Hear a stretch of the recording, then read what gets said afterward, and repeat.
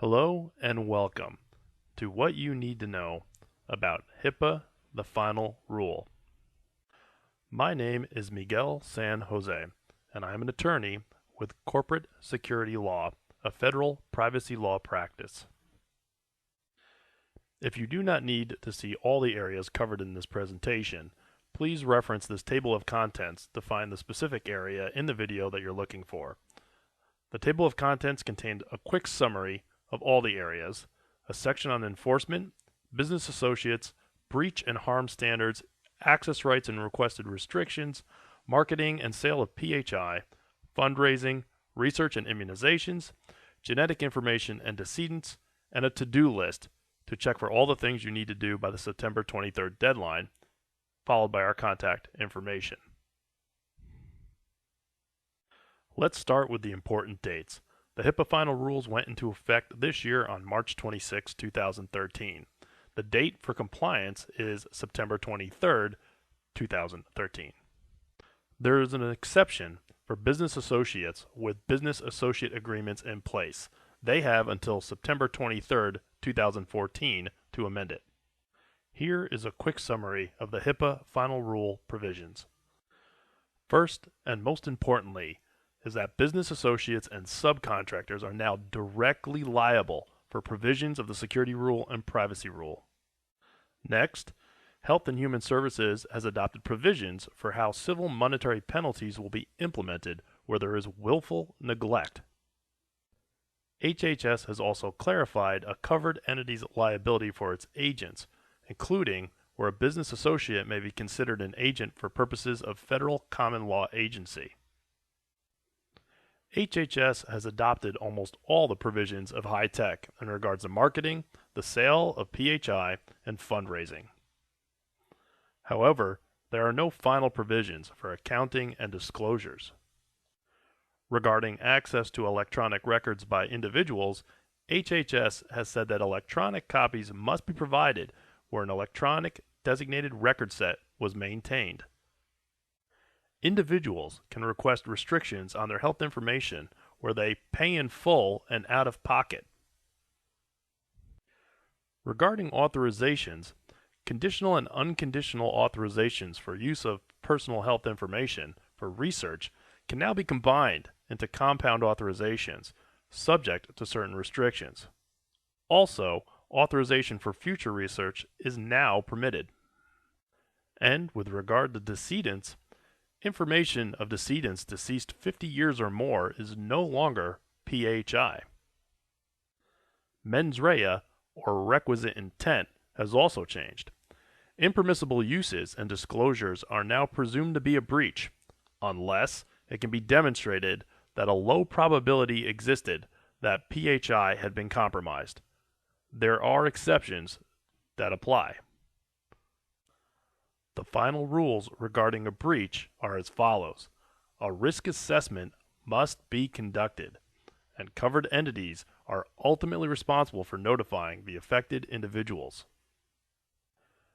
This concludes the quick summary. This next section regards enforcement and investigations. Health and Human Services, or HHS, is now required to investigate all complaints involving or possibly involving willful neglect.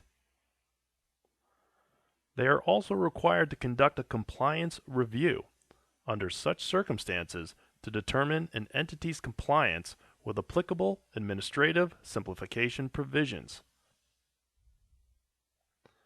There is a strong emphasis here to keep your administrative processes simple. Always remember that covered entities and business associates are required by law to disclose PHI and other information in connection with investigations for compliance reviews. Civil monetary penalties.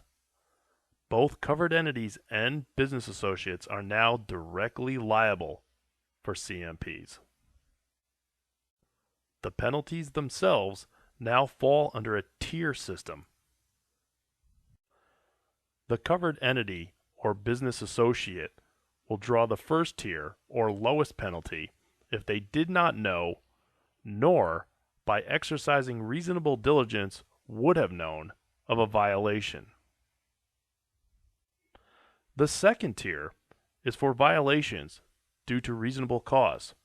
However, a covered entity or business associate may still avoid the imposition of a CMP. The third tier applies where there is willful neglect and it is corrected within 30 days. The fourth tier also applies where there is willful neglect, but it is not corrected within 30 days. The required mens rea, or requisite intent, is reasonable cause. This would not apply to violations under the first tier, because a covered entity or business associate did not know, nor by exercising reasonable diligence would have known. There is no mental intent. The second tier does require reasonable cause, and the mens rea is presumed for violations of the third and fourth tiers. Note that the previous definition in the old HIPAA rule did not address required mens rea. This is new.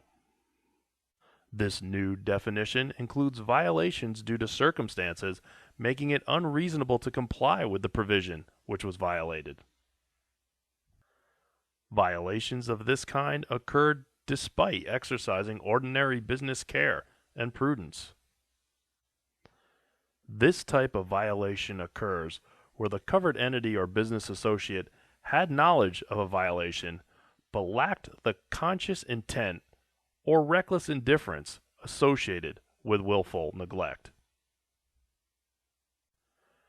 Now regarding agency, let's look at the old rule that no longer exists.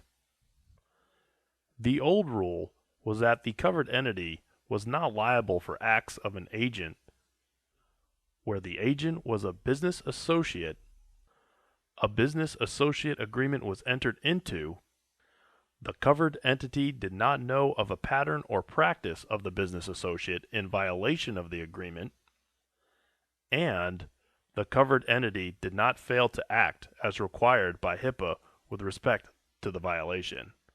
This was the old rule that no longer exists. The new rule is that the covered entity, as well as the business associate, will be liable for acts of its agents and subject to civil monetary penalties in accordance with federal common law agency principles. Penalties will be applied on a case-by-case basis, and the Secretary may waive, compromise, or settle any issue or concern involving a civil monetary penalty. The Secretary will also look at certain factors when considering a penalty for a violation. These include the nature and extent of the violation resulting harm, including reputational harm, and also the condition and size of the covered entity or business associate. Also, under the new rule, there is no longer an affirmative defense where the covered entity did not know and by exercising reasonable diligence would not have known. This type of violation now falls under the lowest tier of penalties. Finally, and very important, is that Health and Human Services no longer prohibits penalties where a violation, other than one due to willful neglect, was corrected within 30 days. This concludes the section on enforcement and investigations. Now let's move on to business associates. There are several new rules that apply to business associates. First off, provisions of the privacy and security rules are now directly applicable to business associates. Second, business associates are now directly liable. Third, downstream subcontractors will be subject to the same requirements as the business associates. Finally, business associate agreements are now required at every level, regardless of how far down the chain the subcontractor may be. What is the definition of business associate? It is any person who creates, receives, maintains, or transmits PHI on behalf of a covered entity. This includes any entity that maintains PHI, including a data storage organization, even if it does not access or view the PHI, and personal health records vendors, or PHRs, with the exception that they are only acting as a conduit and not maintaining PHI on behalf of a covered entity for the benefit of the individual. Think of it as a mail carrier who only carries the parcel from A to B. Next, let's look at Health Information Organizations, or HIOs. They are defined as organizations that oversee and govern the exchange of health-related information among organizations according to nationally recognized standards. Under the HIPAA Final Rules, HIOs are considered business associates where they provide data transmissions with respect to PHI and require routine access to PHI. Now let's look at what access on a routine basis means. Access on a routine basis occurs in circumstances where an entity requires access to PHI in order to perform services and functions on behalf of the covered entity. Examples would be management of an exchange network or use of record locators and other services on behalf of participants. Note future guidance in this area is forthcoming from HHS. What about business associates acting as agents of covered entities? The final rules state that determinations are fact-specific, based on the totality of the circumstances. Federal common law agency principles will be applied regardless of claims that parties are independent contractors. Consistent with the general test for independent contractors, if a covered entity has the right to control or direct any given service or function provided or performed by the business associate, then an agency relationship likely exists. Let's now look at a covered entity's liability for actions of a business associate. Note, this extends only to the scope of the agency. If a business associate only goes beyond the minimum necessary, but still for the covered entity will still be liable. However, if the business associate goes beyond the scope for itself or for a third party, then the covered entity will not likely be liable. A couple of more rules regarding business associates. Business associates are subject to high-tech marketing requirements. Also, some of the final rules apply directly to business associates. Let's look at what business associates are now directly liable for. Failure to disclose PHI were required by the Secretary of Health and Human Services. Failure to disclose PHI for purposes of affording an individual's access rights. Failure to limit PHI used or disclosed to the minimum necessary. Failure to obtain a HIPAA-compliant business associate agreement with subcontractors. Failure to provide breach notification. And finally, failure to provide an accounting of disclosures. Note this last offense is subject of a separate future rulemaking. Once again, let's cover the business associate compliance deadline. September 23rd, 2013 is the initial deadline subject to this exception. The compliance deadline for a business associate may be 1 year past September 23rd, 2013, with an existing business associate agreement or initial review or modification, whichever came earlier. Let's look at the business associate minimum requirements. A business associate must report any breach to the covered entity. Also, a business associate must carry out the covered entity's obligations. Note that they need not include a requirement in the business associate agreement that the covered entity report the business associate to the Secretary of Health and Human Services for patterns or practices that amount to material breach or violation of the business associate agreement. The reasoning behind this is that the provision may discourage business associates to report breaches to the covered entity. This now concludes the section on business associates. Let's move on to breach and harm standard. Let's once again look at the definition of breach, but now under the final rule.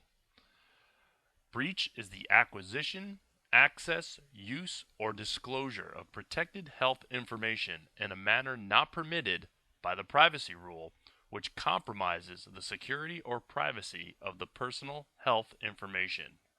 A very, very important new change is that the significant risk of harm test has been removed from the definition. Again, there is no longer a significant risk of harm test in analyzing a breach. Under the final rule, any impermissible use or disclosure of PHI is presumed to be a breach unless the covered entity or business associate can demonstrate that there is a low probability that PHI was compromised. It is the covered entity and the business associate that have this burden of proof. They must maintain written documentation sufficient to demonstrate why they concluded it was a low probability and why they didn't give notices of breach. In addition, the covered entity or business associate must conduct a risk assessment to determine whether there was low probability of the PHI being compromised. In making this assessment, they must look at 4 factors. The first is the nature and extent of the PHI.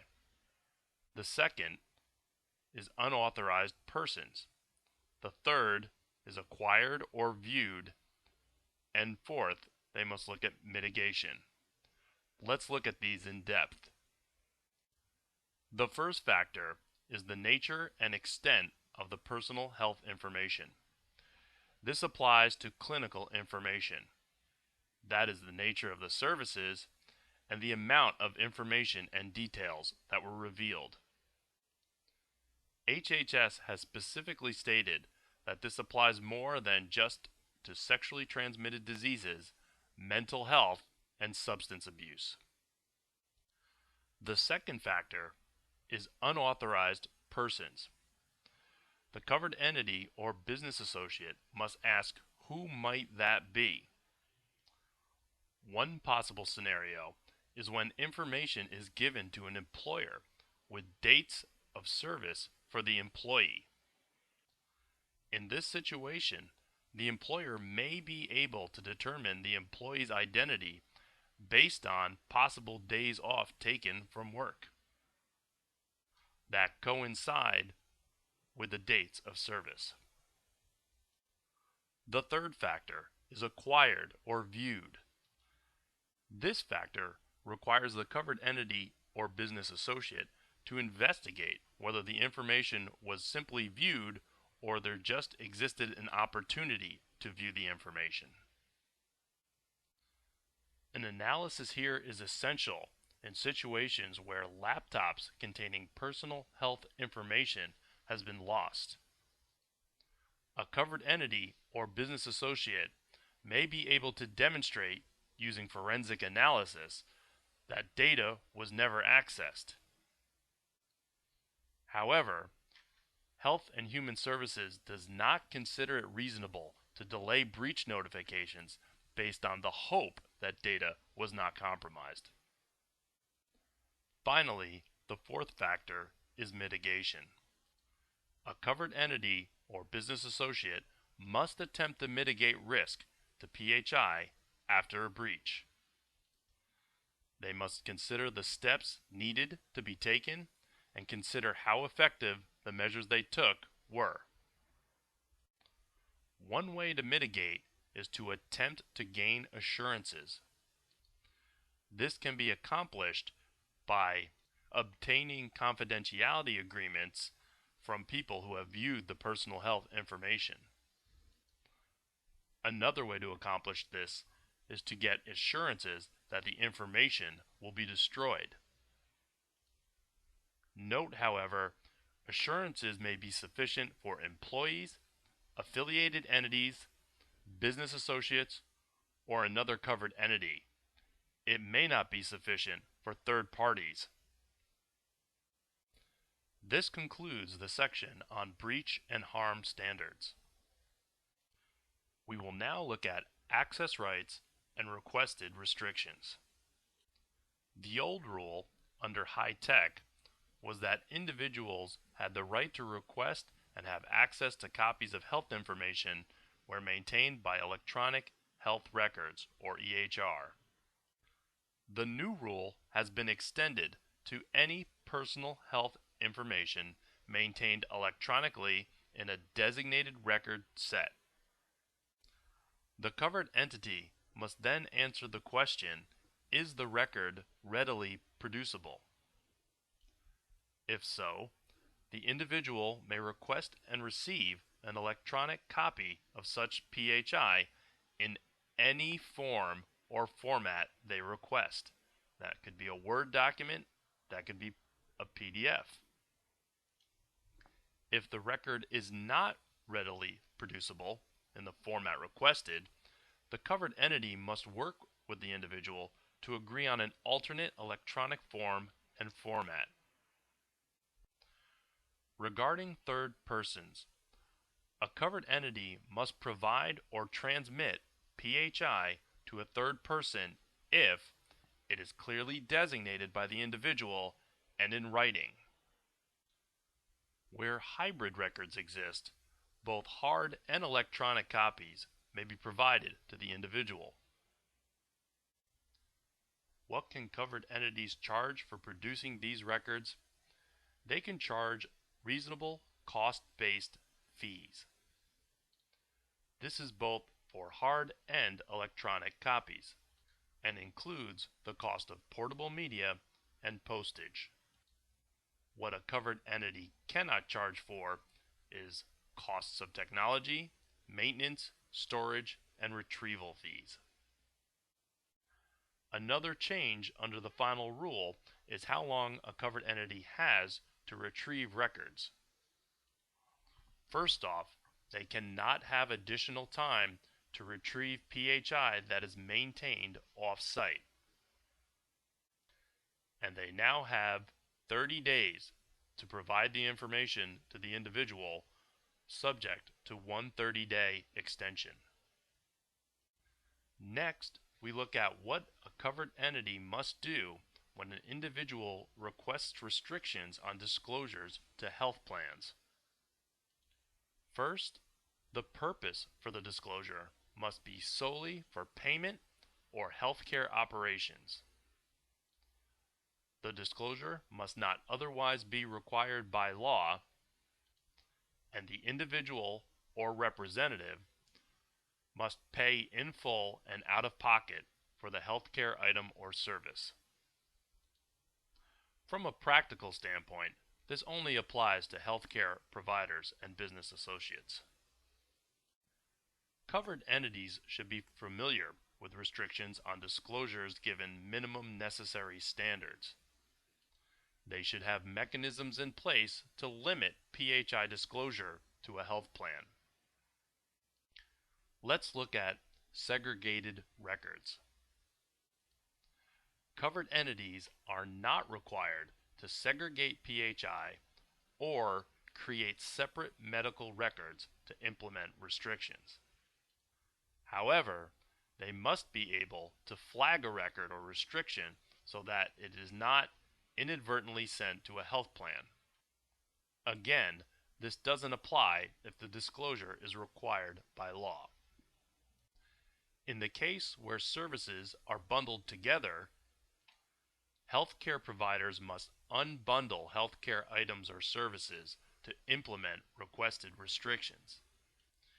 If they can't be unbundled, the covered entity must notify the patient of the inability to do so, the impact of doing so, and give the individual the option to extend restrictions to all healthcare items or services in the bundle. Finally, let's look at downstream disclosures. Healthcare providers don't have to notify downstream providers of restrictions. It is impractical. What healthcare providers should do is discuss with patients that it is the patient's responsibility to notify each downstream provider of the restrictions. They should also assist patients where feasible to accomplish this. An example of this would be providing the patient with paper prescriptions as opposed to sending the information online. This now concludes the section on access rights and requested restrictions. The final rules regarding marketing and sale of PHI. Under the old rule, a covered entity was required to obtain authorizations prior to disclosing PHI for marketing purposes, with some exceptions. The new rule now limits the type of communications which may be considered healthcare operations except from requirements. The final rule now uses the term financial remuneration. That is the direct or indirect payment from or on behalf of a third party whose product is being described in the communication. All treatment or healthcare operations communications where financial remuneration would be received in exchange for making the communication requires written authorization. This rule also applies to business associates and subcontractors who received financial remuneration from third parties. There is an exception to this rule. If the communication describes only a drug or biologic being described to the individual, then written authorization is not required, provided any payment received is reasonable in amount and reasonably related to the covered entity's cost of making the communication. This would include labor, supplies, and postage. It would not include profit or payment for other costs. Regarding the sale of PHI, there is no exchange of PHI for remuneration without the individual's authorization. Here too, there are exceptions. They include public health activities, certain research activities, again if reasonable and cost-based for the preparation and transmission of PHI, treatment of the individual, sales, transfers, or merger of the covered entity, business associate services, provisions of access to an individual, other purposes authorized by the Secretary of Health and Human Services, where required by law, and finally, where authorized by the privacy rule, when reasonable cost-based fees were received. Under high tech, the old rule, the sale of PHI was defined as a disclosure of PHI by a covered entity or business associate where the covered entity or business associate directly or indirectly received remuneration, financial or otherwise, from or on behalf of a recipient of PHI in exchange for that PHI. Health and Human Services now clarifies that sale is not limited to circumstances where transfer of ownership occurs and would include access, license, or lease agreements. However, fees for participating in a health information organization is not considered a sale. A sale only occurs when a covered entity or business associate is primarily compensated to supply data it maintains in its role as a covered entity or business associate. Authorizations for sale of PHI must state that the covered entity is receiving remuneration in exchange for disclosure of that PHI. It must also state whether the recipient may further exchange the PHI for remuneration. This now concludes the section on marketing and sale of PHI. Now let's look at the final rules regarding fundraising. First, under the old rule, only demographic information could be disclosed. Next, the notice of privacy practices had to include whether the covered entity intended to conduct fundraising and descriptions and fundraising materials of how individuals may opt out of future communications. Now under the new rule, there must be a clear and conspicuous opportunity to opt out of future fundraising communications. Also, an opt-out must be treated as a revocation of authorization under the privacy rule. Finally, the method of opt-out must not impose an undue burden or more than a nominal cost to the individual. Using a toll-free number or email would be an acceptable way to opt out. Requiring an individual to send a written letter would not be acceptable. However, the use of pre-printed, prepaid postcards would be acceptable. Regarding opt-outs, covered entities can determine whether it will permit opt-outs for all future communications or just for a particular fundraising campaign. Once an opt-out has been implemented, the covered entity must not send further such fundraising communications. A covered entity's notice of privacy practices must also include statements regarding fundraising activities and that the individual may opt out. However, it is important to point out that treatment or payment may not be conditioned on an individual's choice to opt out. Now let's look at the types of PHI that may be disclosed for fundraising. First, demographic information can be disclosed. Next is healthcare status. Note that Health and Human Services deems this separate from demographic information. Next is dates of healthcare, along with Department of Service, such as oncology. The treating physician information can be disclosed. And finally, information regarding the outcome of treatment can be disclosed. Note that the minimum necessary standard applies to use and disclosure of these types of information for fundraising purposes. This concludes the section on fundraising. Our last section regarding the actual rules is research and immunizations. Let's start with the research exception. Conditioning treatment, payment, and certain enrollment or eligibility for benefits on an individual signing an authorization for disclosure is prohibited. However, research-related treatment that requires authorization to permit disclosure of PHI for research purposes is permitted. Compound authorizations.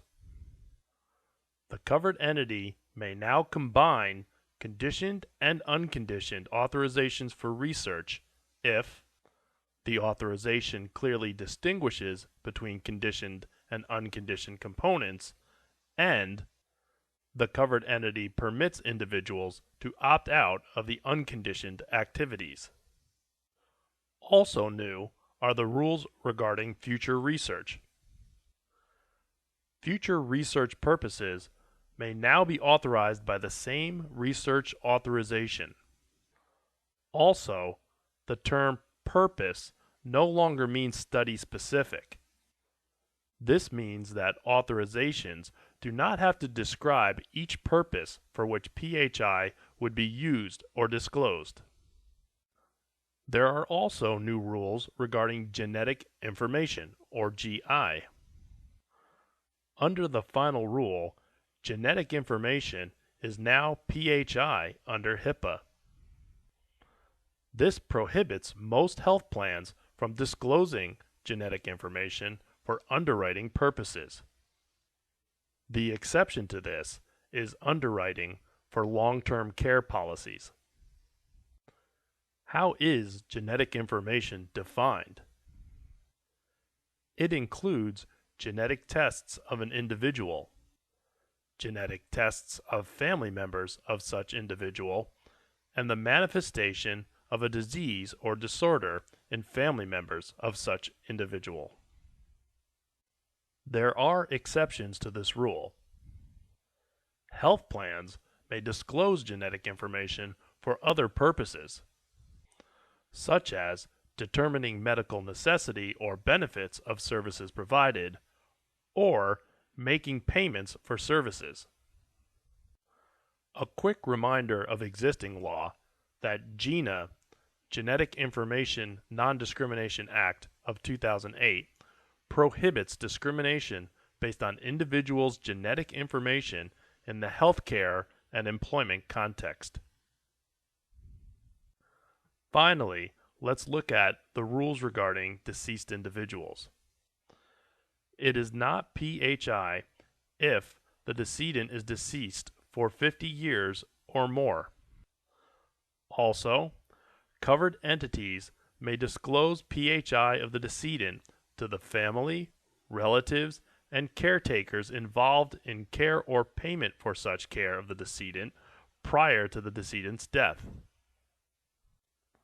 This concludes the substantive sections of this presentation.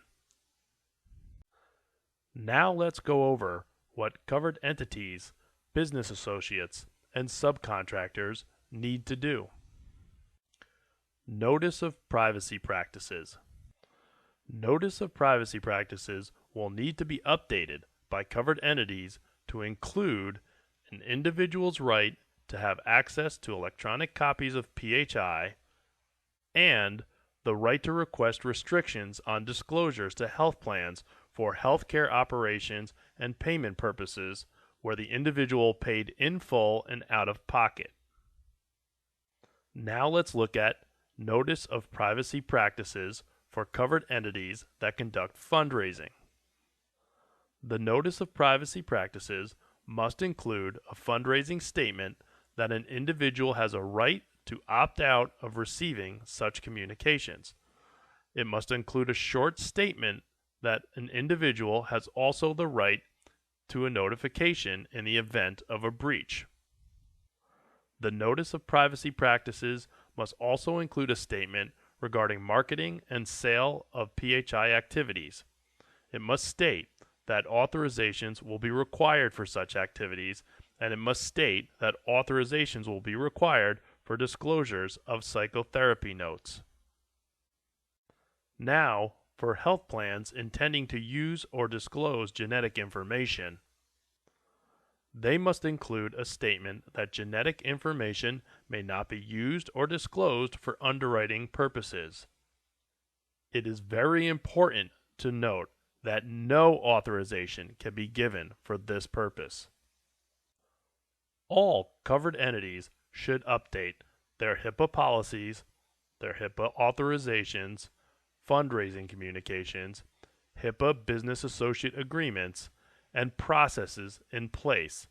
For example, the response for a breach. For business associates and subcontractors, this may be the first time that a business associate needs a comprehensive written HIPAA policy and compliance documentations tailored specifically for them. At the bare minimum, a business associate must appoint a HIPAA security officer to oversee their HIPAA compliance program.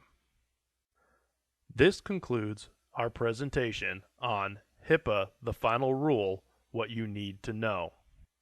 For more information, or if you have additional questions, please feel free to contact me at inquire@corporatesecuritylaw.com or call us at 704-257-1087.